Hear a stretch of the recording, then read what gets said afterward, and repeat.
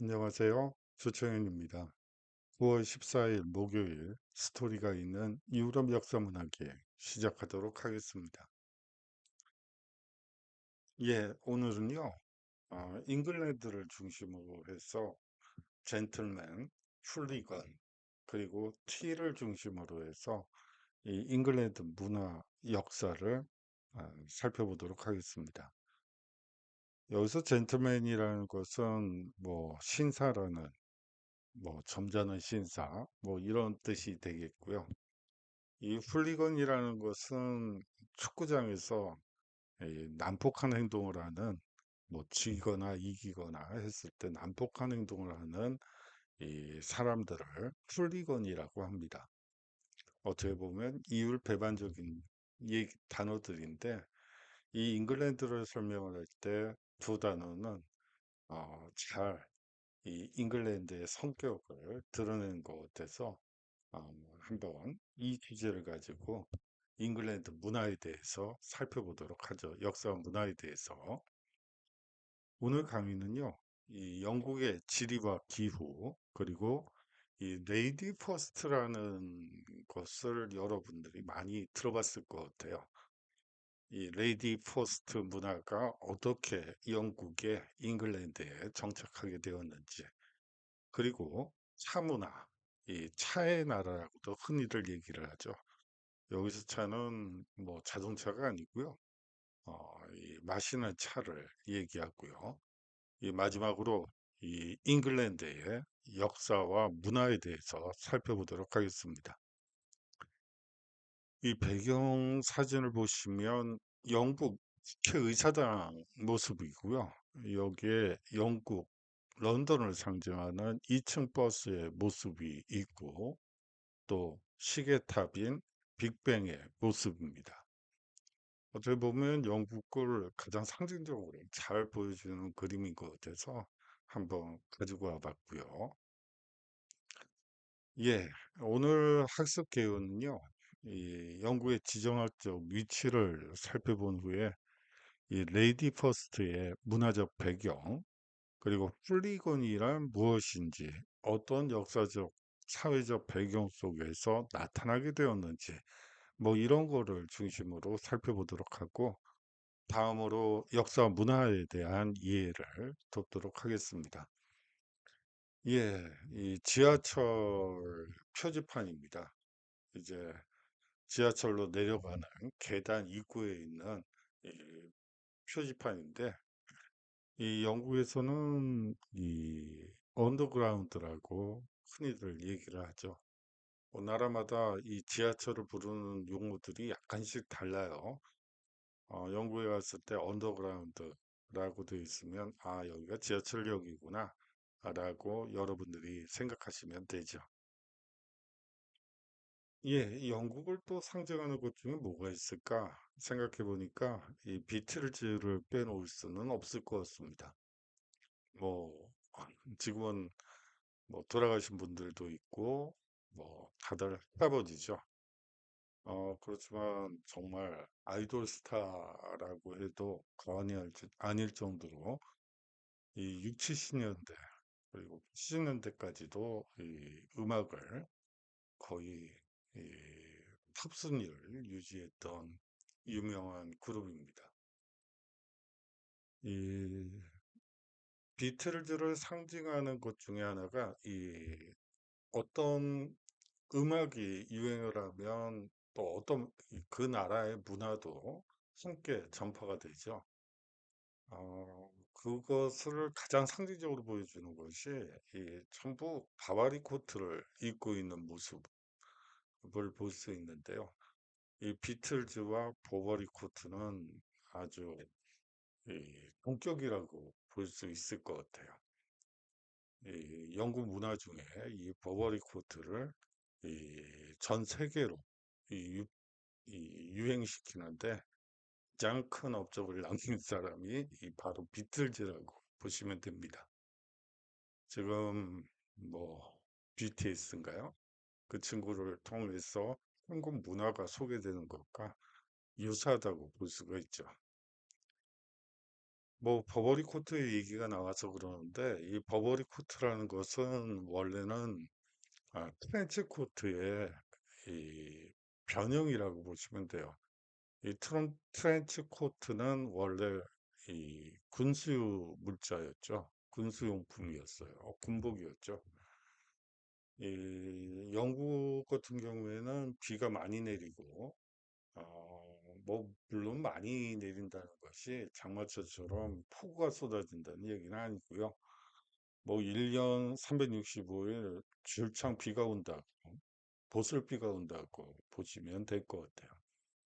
그 속에서 이제 우비의 역할도 같이 하고 이게 제1차 세계대전에 참호전이 처음 만들어지면서 이 상한 공수용 이 군복으로 창안된 것이 이 트렌치 코트라고 보시면 됩니다.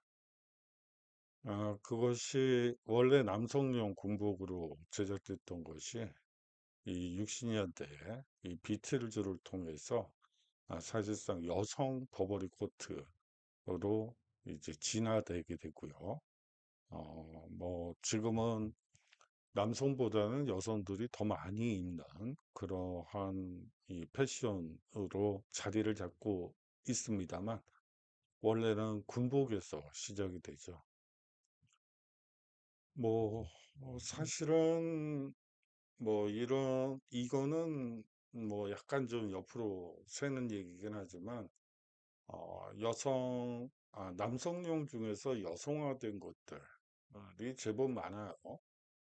예를 들어서 팬티 스타킹이라든지 뭐 스타킹 그리고 하이힐 뭐 이런 것들도 뭐 대표적인 원래는 왕족이나 귀족들만 입던 복장이었는데 그것이 여성화돼서 지금은 여성만 착용하고 있죠.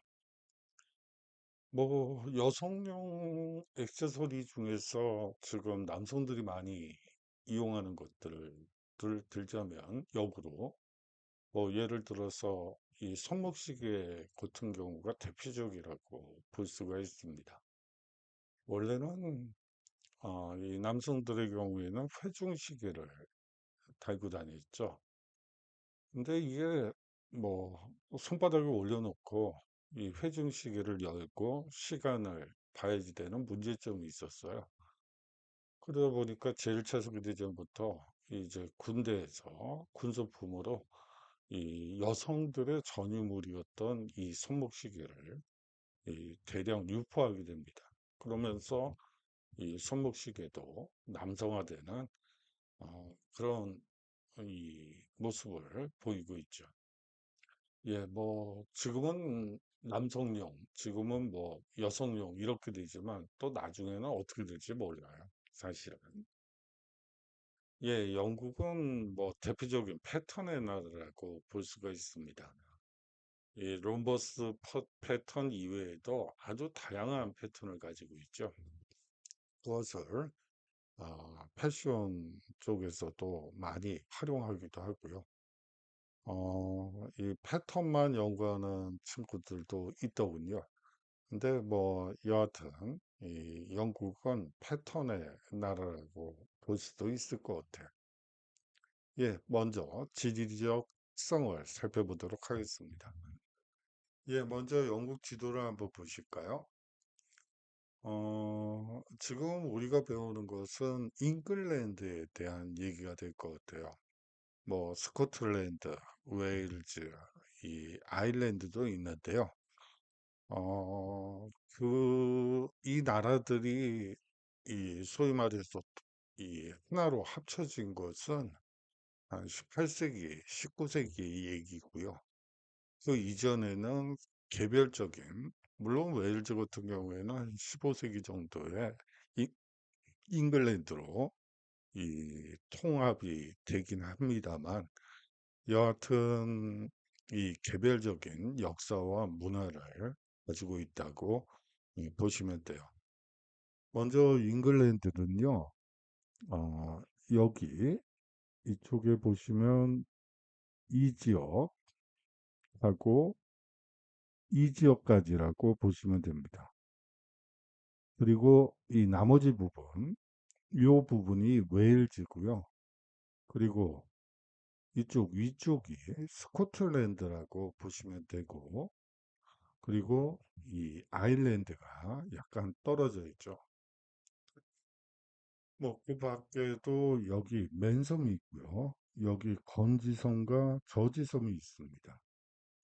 이게 사실은 맨섬과 건지, 저지섬은 이 영국 국왕의 직할령이라고 보시면 돼요.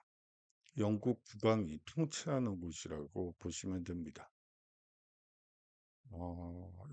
특히 이 맨섬은요, 제1차, 제2차 세계대전 당시에 이 적성 국가들, 시민들을 수용하던 수용소의 역할을 하게 돼요. 뭐, 사실상, 스코틀랜드에 짓느냐, 잉글랜드에 짓느냐, 이 웨일즈에 짓느냐, 아일랜드에 짓는, 이 적국, 이 국민 수용소를 짓느냐를 두고 설왕설래가 이루어지는데, 이게 또 지역 감정까지 섞게 되면서 어디도 이 수용소를 지을 곳이 없었던 거죠. 그래서 이 국왕영지인 바로 이 맨섬에 이 제1차, 제2차 세계대전 당시 적성국가 이 시민들을 수용하는 수용소를 만들게 됩니다. 이 유럽 지역은 지역 감정이 생각보다 상당히 강해요. 그런데 좀 여기는 지역, 뭐, 예를 들어 스코틀랜드와 잉글랜드 사이라기보다는 거의 옆 동네끼리 이 갈등이 심하죠. 그 부분에 대해서는 어, 독일이나 독일 쪽으로 가서 수업 시간에 한번 말씀을 드려보도록 하겠습니다. 예, 런던은 여기 있고요. 그리고 영국은 여기에 있습니다. 그리고 이 바다 건너 이 이쪽 부분이 사실상 이 파드칼레라고 해서 이 프랑스에서 이 영국으로 들어가는 가장 이 최단거리라고 보시면 되고요. 그 다음에 이웃 국가로는 벨기에와 네덜란드가 포함된다고 볼 수 있습니다. 뭐 이 지도에서 보시는 바처럼 사실은 이 히틀러가 이 오판을 하게 돼요. 제2차 세계대전 종전 그 무렵에 이 연합군이 결국은 이 상륙작전을 개시할 수밖에 없다는 것은 명확하죠. 지금 대륙 안에 이 교두보라는 것이 존재하지 않고 전부 나치 체제 하에 있었기 때문에 뭐, 이 대륙 쪽으로 들어오려면 여하튼 교두보 확보를 위해서 이 상륙작전이 반드시 일어난다고 보고, 그러면 어디를 들어올 것이냐, 이 고민이 많게 되죠. 이 대부분의 이 나치 이 군사령관들은 이 파드칼레 이 쪽으로 들어오거나 혹은 이쪽을 통해서 벨기에나 네덜란드를 통해서 독일로 들어갈 거라고 이 짐작을 했습니다. 사실 이 지도에서 보이는 것처럼 네덜란드나 벨기에로 들어가게 되면 이 독일이 지척이죠. 사실상 지정학적인 관점에서 보면 이 프랑스로 들어가는 것보다는 상륙작전을 이 벨기에나 네덜란드로 들어가는 게 효율적이라고 볼 수 있어요. 그런데도 이 노르망디를 선택하게 됩니다. 노르망디는 이제 바다 건너 이쯤에 있다고 보시면 되고요. 자, 이렇게 이 사실상 나치 히틀러가 이 상륙작전의 지점을 잘못 포착함으로써 사실상 이 종전을, 이 패전을 패전이라 당연한 패전이죠. 아, 하게 됩니다. 예, 이 전통 가옥의 모습이 있어서 한번 가지고 와봤고요. 영국은 이 북대서양과 북해 면한 섬나라라고 보시면 되고요. 가장 가까운 유럽 국가는 프랑스와 벨기에 저지대라고 보시면 됩니다. 바로 이 프랑스 그리고 벨기에라고 보시면 되죠. 영국과 프랑스 사이의 영국 해역 거리는 38km고요. 영국과 프랑스를 잇는 유로 터널 길이는 50km입니다. 그레이트 브리튼 섬은 유럽 최대 섬인 동시에 세계에서 여덟 번째로 큰 섬이라고 볼 수가 있죠. 예, 유로 터널은 이 바드칼레에서 이쪽으로 연결되는 이 어, 어, 지하 터널이죠. 바다를 어, 연결한 지하 터널이라고 보시면 됩니다. 남부와 동부는 저지대로 주로 농경지고요. 북부는 상대적으로 높은 산지라고 보시면 됩니다. 동쪽은 북해, 서쪽은 아일랜드와 세인트 조지 해협, 그리고 남쪽은 영국 해협, 북쪽은 대서양과 접해 있다고 보시면 됩니다. 북아일랜드의 동쪽으로는 아일랜드 해와 노스 해협, 그리고 북쪽으로는 대서양, 서쪽과 남쪽으로는 아일랜드 공화국이 맞닿아 있다고 보시면 됩니다. 예, 제가 이 아일랜드 얘기를 하면 길어질 것 같아서 말씀을 안 드렸는데요. 이 아일랜드는 원래 계속해서 독립국가로 유지가 됐어요. 지금은 또 영국과는 다르게 이 아일랜드만큼은 유럽연합 소속 국가로 남아있죠. 이 1900년대, 1890년대부터 독립운동이 아일랜드에서 일어나게 되면서 사실상 아일랜드는 독립을 하고 북아일랜드만 잉글랜드가 이 영유권을 가지고 있다고 보시면 될 것 같아요. 그래서 뭐 아일랜드 해방운동 뭐 이렇게 전개가 되다가 이제 유럽연합이 만들어지면서 아일랜드는 이 독립적으로 이 소위 말하는 EU에 들어가게 되고 어, 사실상 브렉시트라고 하던가요? 그 영국이 유럽연합 경제에서 독립하게 되는 그 시기에 이 아일랜드만큼은 이 EU에 포함되게 되죠. 뭐 그런 역사도 이 시사 문제도 있다는 것을 그냥 간략하게 말씀을 드릴게요. 예, 민족 구성을 영국의 잉글랜드의 민족 구성을 어떻게 표현할 수 있을까? 그랬더니 사진을 보니까 흥미로운 사진이 있더군요. 다양한 인종의 피부색을 가진 사람들이 이 영국 국기를 흔들고 있는 모습입니다. 예, 백인부터 흑인까지 전 세계 모든 인종이 모여 사는 곳이 이 영국이라고 보셔도 되, 되죠. 예, 이 영국을 또 상징하는 나라의 이 나라 꽃으로는 이 장미가 되기 때문에 한번 장미 사진을 가지고 봤습니다. 그런데요, 사실 영국의 이 국화는 이거는 겹장미라고 해요. 겹으로 자라는 겹장미고요. 원래 이 장미라는 품종은 헛장미를 얘기를 합니다. 헛장미는 뭐 뒤에 이제 설명을 드리도록 할게요.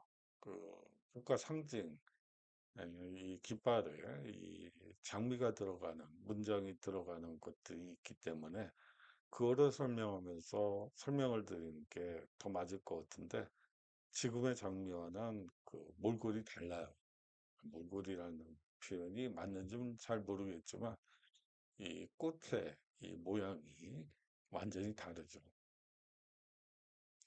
예, 이 영국의 기후를 한번 살펴보도록 하겠습니다. 예, 어유, 안개가 꼈네요. 그죠? 어유, 뭐 한 치 앞을 볼 수 없는 안개가 이 국회의사당과 2층 버스와 그리고 빅뱅을 가리고 있습니다. 그래요. 예, 이 소위 말하는 스모그라고 하죠. 이 스모그가 한창 이 1800년대 후반부에 이 스모그가 발생했을 때, 그야말로 이 영국의 이 런던에 몇천 명이 죽어나가는 아주 기가 막힌 스모그 현상이 벌어지기도 합니다. 예, 그야말로 이유도 모르고 사람들이 죽어나갔던 곳이죠. 물론 이제 그 이후에 밝혀지긴 했지만, 그 당시에는 정말, 아니 어떻게 사람들이 이렇게 대책 없이 속절없이 그야말로 죽어나갔을까? 아니 뭐 그런 얘기들이, 이 우리가 보통 괴담이라고 하죠. 이 괴담이 유포될 정도로 엄청난 이 사망자를 낳았던 런던 스모그의 이 모습이기도 하죠. 예, 영국식 밀크티를 한번 보도록 하죠. 예, 여기 홍차가 있고요. 여기다 우유를 썼고, 이게 이 라벤더예요. 향신료로 많이 쓰이는 식자재이기도 하죠. 뭐 화장품 이 향을 낼 때, 뭐, 이 라벤더 향을 많이 이용하기도 하고요.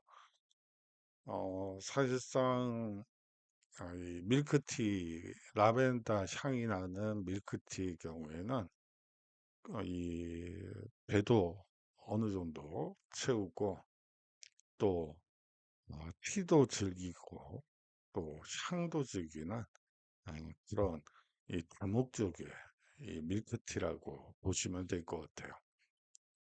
예, 뭐 이렇게 되면 라벤더 이 꽃술이 있기 때문에 향이 있기 때문에 이 천천히 먹을 수도 있겠네요.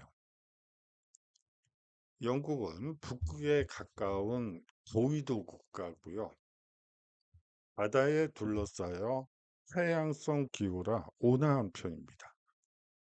대서양에서 불어오는 남서풍 때문에 비가 많이 오고 기상 변화도 심하다고 보시면 되고요.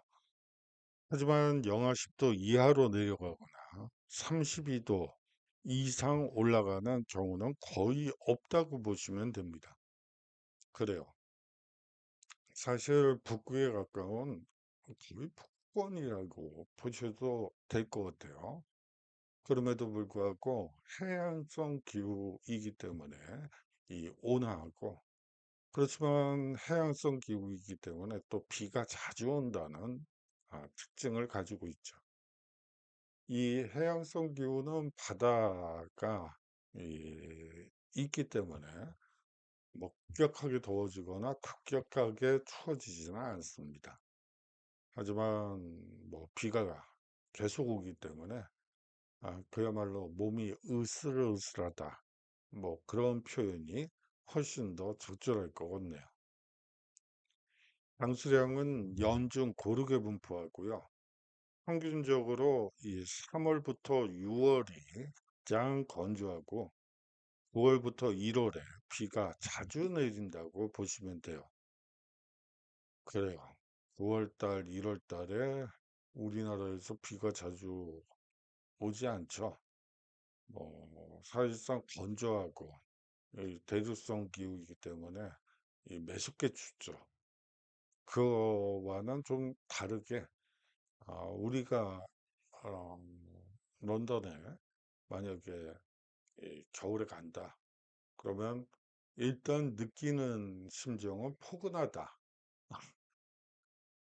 여기는 왜 이렇게 포근하지? 뭐 가끔 땀도 나는 거 없고, 뭐 그런 느낌이 드실 거예요. 하지만 비가 자주 오기 때문에 비가 많이 오는 건 아니에요. 그냥 이슬비가 뭐 계속 내린다고 여러분들이 생각하시면 되죠. 그래서 반드시 우산과 우비는 챙기셔야지 됩니다. 이거는 뭐 영국만의 문제도 아니고 프랑스만의 문제도 아니고 뭐 유럽 국가 전체가 그렇다고 보시면 될 것 같아요. 이 685에는 이 평균 기온 20도씨 정도 되고요. 이 맑고 덥지 않은 청명한 날이 많아 여행하기 적합한 계절이라고 보시면 될 것 같아요. 이거는 유럽 전체가 다 마찬가지라고 보시면 돼요. 일단 덥지 않고요. 그리고 건조하다는 특징이 있어요. 이 영국 같은 경우에도 6, 8월에는 비가 거의 내리지 않는 건조한 날씨라고 보시면 되겠죠. 12월부터 2월까지는 평균 기온이 3도씨 아주 포근한 편이죠. 그리고 흐리거나 비 오는 날이 잦다고 보시면 됩니다. 예, 레이디 퍼스트 문화를 한번 보도록 하겠습니다. 여러분들이 이 사진을 보면서 약간 좀 타이타닉 비슷한 느낌을 받게 될 거예요. 타이타닉보다는 보다는 전에 있었던 사건인데, 이 난파를 계기로 해서 레이디 퍼스트 문화가 이 영국에 정착됐다고 보는 게 맞죠. 예, 그렇다면 버켄 헤드 정신이라는 것은 도대체 무엇인지 한번 살펴보도록 하죠. 이 영국인들의 뿌리를 거슬러 올라가면 이 노르만족에 속하는 바이킹족의 후예이기도 합니다. 물론 저번에 말씀드렸다시피 이 영국인들의 경우에는 뭐 사실은 켈트족 그리고 게르만족 그리고 라틴족 이 로마가 브리튼 잉글랜드 지역까지 점령하게 되니까요. 이 라틴족 그리고 12세기 정도에 이 노르만족이 이 지배를 하게 되죠. 그래서 이 노르만족에 속하는 바이킹족의 후예라고 봐도 될 것 같습니다. 그런데요, 이 바이킹 하면 바다의 해적으로 이 강폭한 성질과 지저분한 외모가 떠오르게 마련이죠. 이러한 성품을 고치기 위해 영국인들은 예부터 이 엄격한 규율을 지키며 자기 자신들을 다스려 왔습니다. 남자들은 기사도 신사도를 지키며 이 약자를 보호하고 신앙을 지키며 여자를 보호하는 것을 명예라 생각하기도 했죠. 예, 워낙 강폭하고 성질이 음, 그래서요. 이 사실상 이 사람들을 어떻게 순화할 것이냐. 그 방법론으로서 이 교회에서 들고 나온 게 기사도와 신사도라고 여러분들이 생각하시면 될 것 같습니다. 1852년 영국의 수송선이었던 버켄 헤드호가 이 남아프리카로 항해하던 중 암초에 부딪혀 가라앉게 됩니다. 배에는 630여 명의 승객이 탑승하고 있었고요. 그런데 문제는 구명정은 이 정원이 180명인 세 척에 불과했다는 것이죠. 이 선장인 세튼 대령과 남성들은 여자와 어린아이들을 구명정에 먼저 태우고 배에 남게 됩니다. 이 사건 후 영국에서는 여자와 어린이가 먼저라는 전통이 확립됐고요. 이 레이디 퍼스트 정신이 이어져 오게 됐다고 여러분들이 보시면 되죠. 그래요. 아유, 그러면 90명, 180명의 세척이면 540명. 그러면 나머지 90명은 어디서 제비뽑기를 할 수도 없는 거고, 그야말로 아수라장이 됐겠죠. 근데 이제 이 세튼 대령이라는 사람이 먼저 여자와 아이들부터 태우고, 뭐 순차적으로 뭐 이 나이가 많으신 어르신까지 포함해가지고 이 연약한 분들을 먼저 태우고 이 본인 그리고 이 승무원들이 남는 선택을 하게 되면서 이 레이디 퍼스트 정신이 지금까지 이어져 왔다고 보시면 될 것 같습니다. 아, 죄송합니다. 예, 다음으로 젠틀맨에 대해서 설명을 드리겠는데요. 예, 뭐 충절묘를 쓰고 있고요. 예, 가죽장갑에 지팡이를 음, 들고 있네요.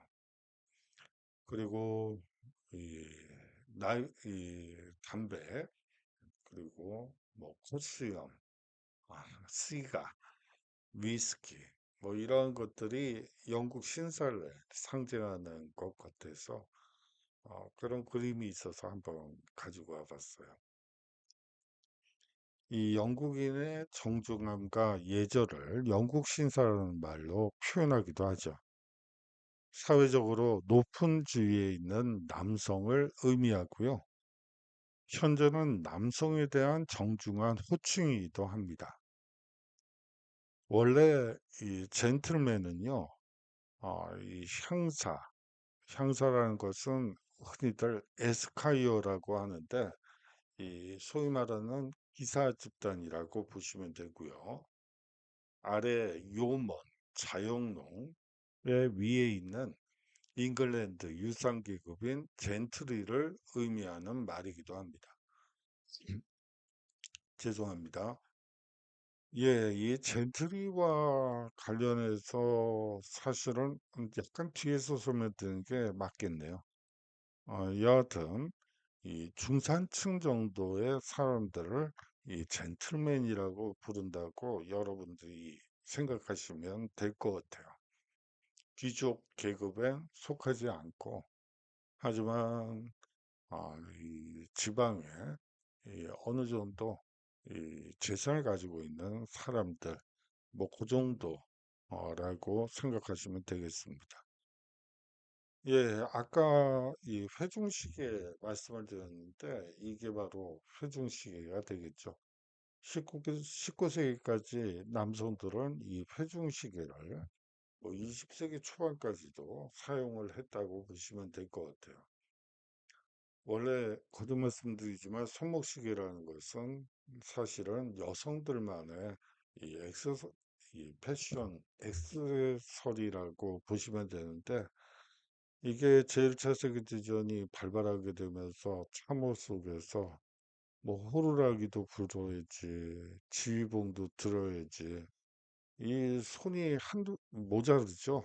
그러다 보니까 뭐 몇 시까지 포격 그래서 시계를 보고 이제 중단할 시간을 체크를 해야 되는데, 뭐 손이 모자라요. 지휘하기도 바빠 죽겠는데. 그러다 보니까 이 회중시계보다 이 손목시계를 선호하게 되고, 그리고 또 국가에서 이 군인들에게 이 군수품으로 이 손목시계를 나누어 주게 되면서 이 남성들이 더 많이 이용하는 이 손목시계를요, 그런 문화가 갑자기 생겼다고 보시면 될 것 같습니다. 날씨가 서늘하고 비가 자주 오기 때문에 우산, 모자, 버버리 코트를 갖춰야 합니다. 예, 특히 이 겨울에 이 런던이나 뭐 이 서유럽으로 가시게 되는 경우엔 반드시 이런 복장이 필요하다고 볼 수가 있죠. 영국 신사라는 관용적 표현도 매너 때문이 아니라 날씨 때문에 비롯되었다고 보는 견해도 있습니다. 예, 다음으로 폴리건을 살펴보도록 하죠. 예, 거의 12대 수준이네요. 뭐, 이겨서 그러는지 져서 그러는지도 모르겠고요. 여하튼, 뭔가, 분출하고 싶다는 그 욕구를 여러분들이 이 사전을 통해서 느끼시면 될 것 같아요. 이 훌리건이란 이 축구장에서 난동을 부리는 무리를 이 말하는 단어라고 보시면 됩니다. 이 훌리건이 어떻게 나타나게 되었는가를 두고 설왕설래가 많은데요. 이 1960년대 초 실업자와 빈민층이 축구장에서 울분을 풀기 위해 난동을 부리는 일이 잦아지면서 이들을 가리키는 용어로 자리매김됐다라고 보는 입장도 있습니다. 그런데 문제는 이 훌리건은요, 이 자신이 응원하는 팀이 졌을 때뿐만 아니라 이게 또 이긴 경우에도 난동을 부려요. 좋아서요. 예, 뭐 저도 이겨도 이 난동을 부리는 거죠. 예, 그런 특징을 가지고 있다고 보시면 될 것 같습니다. 이러한 영국인의 양면성은 뭐 젠틀맨이란 말과 이 훌리건에서 나타나는 이러한 영국인의 양면성은 영국인의 선조들이 원래 호전적인 민족이었다는 데서 원인을 찾기도 하고요. 신사의 예절을 지니면서도 때때로 앞뒤 가리지 않는 폭도로 변하는 모습에서 영국인의 또 다른 이면을 엿볼 수도 있을 것 같습니다. 예, 잉글랜드의 이 차문화를 한번 보도록 하죠. 예, 이상한 나라의 앨리스 디즈니에서 이 캡처로 가지고 왔는데요. 저작권 위반으로 또 걸리는 거 아닌지 모르겠네요. 일단 뭐 수업 자료로 활용하니까 뭐 오히려 동화해야 하지 않을까 하는 생각도 들어서 뭐 한번 가지고 와 봤어요. 이 영국을 흔히들 차의 나라라고 얘기를 하죠. 그래서 영국에서 만든 영화들은 대부분 이 차를 티타임에 대해서 항상 나오게 돼 있어요. 뭐 그런 뭐 요새 유명한 영국 영화라는 것이 뭐 여러분들 아는 것 중에 별로 없어서 아니 뭐 예를 들어서 셜록 홈즈나 뭐 여러 이 소설들에 이 차를 마시는 대목들이 자주 묘사되어 있죠. 그 정도로 이 차의 나라라고 볼 수가 있습니다. 홍차의 나라라고 흔히들 얘기를 하죠. 이 영국과 차 문화는 아주 밀접하고요. 먼 이국에서 가져온 차는 처음에 궁정에서 즐기다가 점차 귀족, 신사계층 사이에서 즐기기 시작합니다. 이 1720년경에는 다기 세트와 밀크티를 기본으로 하는 영국풍의 홍차 문화가 뿌리를 내리게 됐고요. 1860년대 인도에서 생산된 최상품 차가 영국으로 대량 유입되면서 차가 일상적인 기호품이 됩니다. 예, 모든 기호품의 역사가 마찬가지예요. 먼저는 이 최상층, 이 궁정에서 어떤 기호품, 뭐 초콜릿이 됐건 담배가 됐던 뭐가 됐던 홍차가 됐던 이런 것들은 모두 궁중에서 먼저 이 음미하고요. 그 다음에 그것을 동경하는 귀족들을 그리고 이 귀족들에게 정착된 뒤에는 그야말로 그 아랫계층, 뭐 신사계층 사이에서도 그래 귀족들과 왕족들이 이 차문화를 즐긴대. 그러면 우리도 차를 한번 즐겨보고 싶어. 이런 욕망이 생기게 되죠. 그리고 이제 마지막 단계가 이 대중화라고 볼 수가 있는데, 여기서도 나오는 것처럼 1860년대 이 인도에서 생산된 최상품차가 영국으로 대량 유입되게 되면서 차가 그야말로 일반화되는 거죠. 일상적인 기호품이 되어버리는 것입니다. 영국의 식민지였던 인도가 차의 주요 산지인 영향이 크고요. 지금도 인도와 시릴론 지방의 차를 가장 널리 마십니다. 아셈, 다절링, 얼그레이, 이 오렌지 페코 등의 차에 우유를 넣어 마시는 것이 일반적입니다. 이 영국에는 하루 6번 이 티타임이 을 갖는 게 일반적입니다. 뭐 혼자서 홀짝홀짝 마시는 것이 아니라 사실상 사람들이 함께 모여서 이런저런 얘기들을 하는 이것을 티타임이라고 얘기를 하죠. 이 티타임을 영국에서는 보통 하루에 6번 정도 있다라고 여러분들이 생각하시면 됩니다. 새벽 5시, 오전 11시와 점심 직후, 그리고 오후 3시부터 4시와 5시, 그리고 저녁 때 티타임을 갖게 되죠. 오전 11시와 오후 3, 4시경의 티타임은 아주 일상화되어 있고요. 샌드위치나 케이크, 잼을 바른 이 스콘 등을 곁들여 식사를 대신하게 됩니다.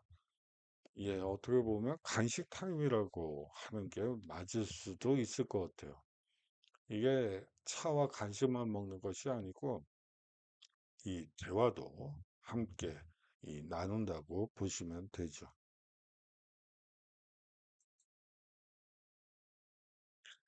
이 영국에서도 아침 식사 때 포도주와 맥주를 마시던 오랜 습관이 있었지만 이 모닝티가 이를 대신하게 되고요.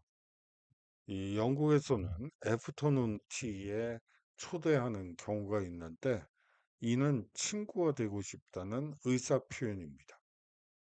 오후 3, 4시에 갖는 애프터눈 티 타임에는 홍차를 비롯해 차에 어울리는 뭐 스콘, 플럼 케이크, 파운드 케이크 등을 곁들여 먹죠.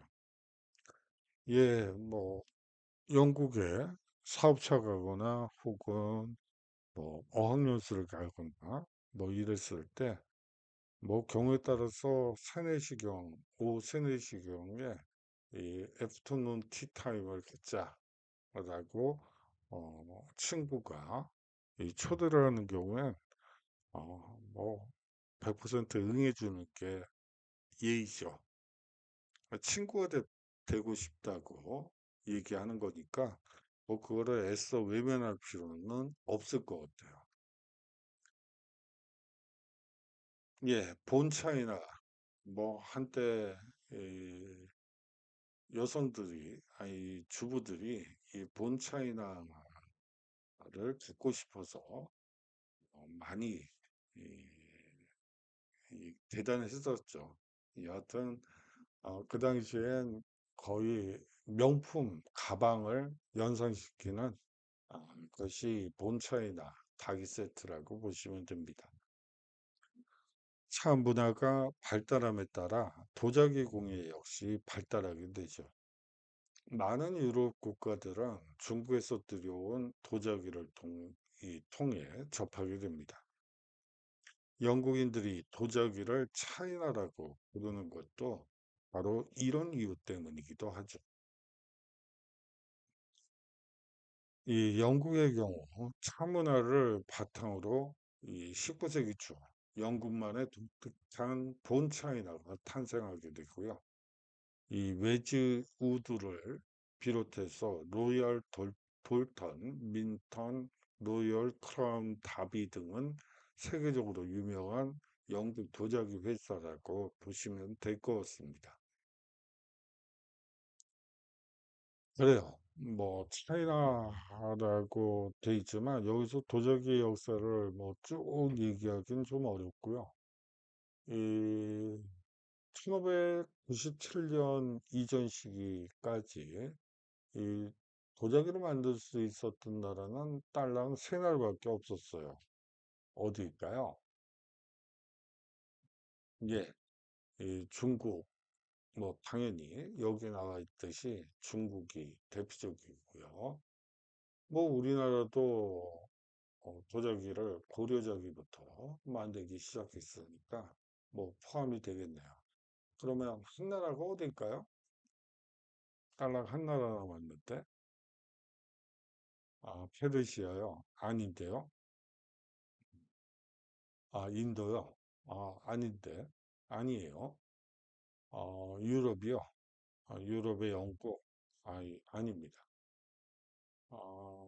이 도자기를 1597년 이전 시기에 구원할 수 있었던 나라는 이 베트남이 있대요. 이 베트남이라는 나라는 뭐 무시하기 좀 어려운 나라예요.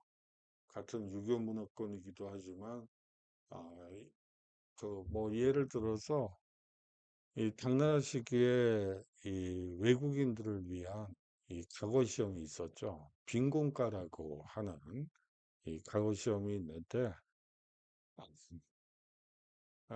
우리나라 사람 중에 신라 유생이나 신라 유생 중에 빈곤과에 급제한 경우는 없어요. 이게 순위가 항상 정해져 있는데 보통 베트남이나 티베트 출신들이 이 1등을 하게 돼요. 장원급제를 하게 되고요. 이 신라 유학생들이 이 보통 2등을 한다고 보시면 되고, 이제 3등은 발해 출신이 되고, 뭐 이런 식이에요. 어, 을- 우리나라보다 사실은 뭐, 이 어순 면에서도 그렇고, 이 여러 가지 면에서 이 유학에 아주 밝았다고 볼 수가 있죠. 뭐, 베트남을 말자. 뭐, 이게 제 수업의 모토는 아니고요. 여하튼, 이 베트남이라는 나라는 무시하기가 상당히 어려운 나라 중에 하나입니다. 전통적으로 봤을 때요. 뭐, 몽골을 또 물리치기도 하죠.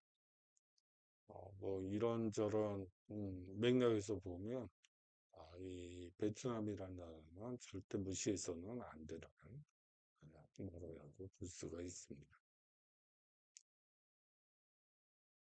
뭐그 얘기를 하려고 했던 건 아닌 것 같은데, 여하튼, 이 음식 문화를 한번 보도록 하죠. 우리가 보통 잉글리시 브렉퍼스트라고 흔히들 얘기를 하죠. 이 다른 나라 사람들은 대부분의 이 유럽 국가, 뭐 우리나라도 마찬가지고 아침은 대충 먹고 점심부터 잘 먹는 그런 문화가 있는데 이 영국은 오히려 아침을 잘 먹고요. 점심이 좀 부실한 그런 특징을 가지고 있습니다.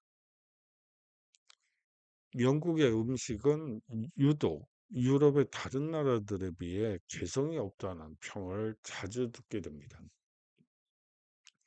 이 딱히 대표 음식이라 내세울 만한 메뉴가 없기 때문이기도 하죠. 그 이유에 대해서는 여러 가지 썰이 있습니다.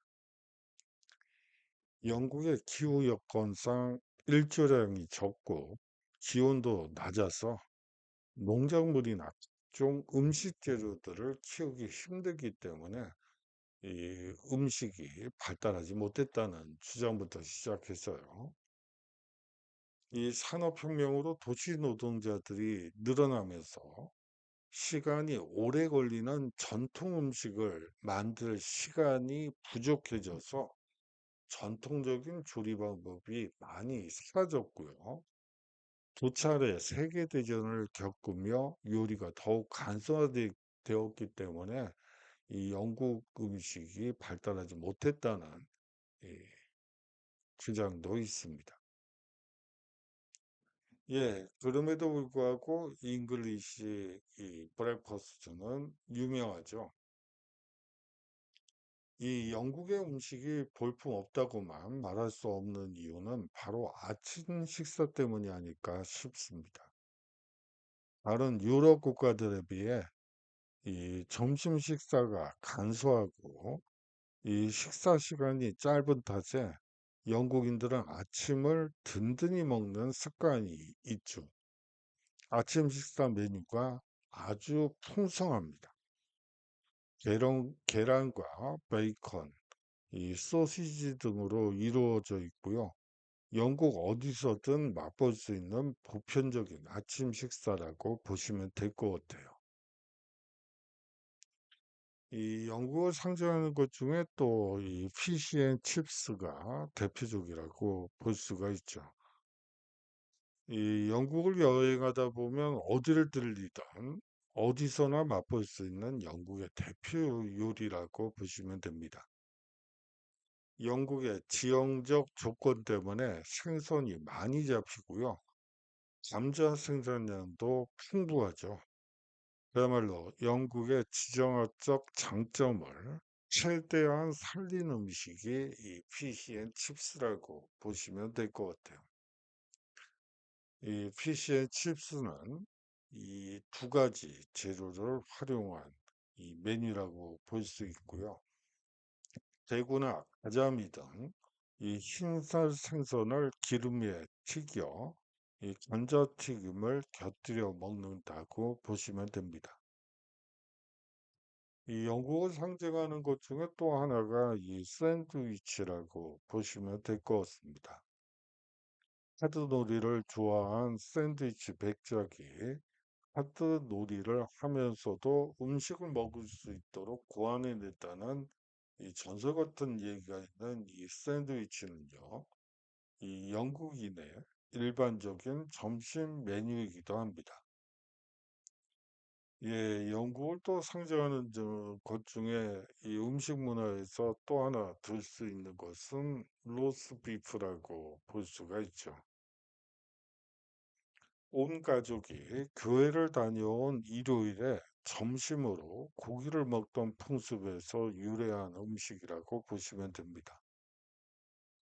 그래서 이 별명이 썬데이 로스트 비프라고 부르기도 하죠. 쇠고기를 양념 없이 통째로 오븐에 구워 조리하여 구운 야채들과 함께 접시에 내고요. 쇠고기를 굽는 과정에서 흘러나온 고기 기름에 이 달걀과 밀가루를 섞어 이 요크셔 푸딩을 만들기도 합니다. 예, 지금까지 영국을 살펴보았는데요. 오늘 사실은 무엇보다도 중요한 것은 영국은 젠틀맨과 훌리건이 공존하는 사회라는 것이죠. 그리고 이 삼권 분립이 처음 등장해서 자유민주주의가 처음 등장한 국가이기도 하다는 점입니다. 예, 뒤에 계속해서 빅뱅 그리고 회의사당의 모습이 보이고 있죠. 어떻게 보면 영국을 상징하는 것 중에 이 국회의사당에 들어간다는 것은 복 받은 일이죠. 근데 이 영국 국회의사당 모습을 보면 참 재밌어요. 제일 싸움 잘하는 친구들. 그들이 맨 앞에 앉아 있고요. 말을 잘 못하는 친구들이 뒤로 밀려나요. 만약에 토론하다가 이 앞에 있던 친구가 밀리면 또 뒤에 있던 친구들이 뭐 또 앞으로 오기도 하고, 그 다음에 이 야당이든 여당이든 상대 측과 막 토론하는 뭐 삿대질도 하고요. 소리도 고래고래 지르 가면서 이 대화가 계속된다고 볼 수 있습니다. 저게 어, 민주주의의 진정한 모습이 아닐까. 그래요. 하고 싶은 말을 자유롭게 논리적으로 상대방이 납득할 수 있도록 설명해 주는 과정이 이 민주주의가 아닐까 하는 생각도 들었습니다. 예, 장시간 동안 수업 들어주셔서 감사하고요. 다음 주에도 또 비대면 수업일 것 같습니다. 예, 추석 연휴가 있어요. 예, 새로운 주제로 다음 주에 인사 나누도록 하죠. 안녕히 계십시오.